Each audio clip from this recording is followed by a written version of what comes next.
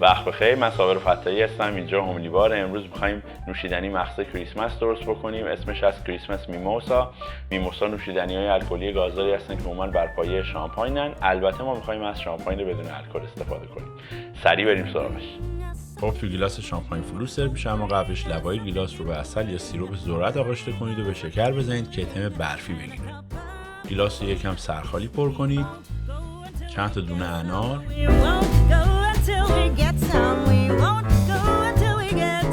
یک هم سیروپ گرانولایی و اجازه بدید که ته‌نشین بشه. در آخرم درخت کریسمس کوچیکمون یعنی رزماری.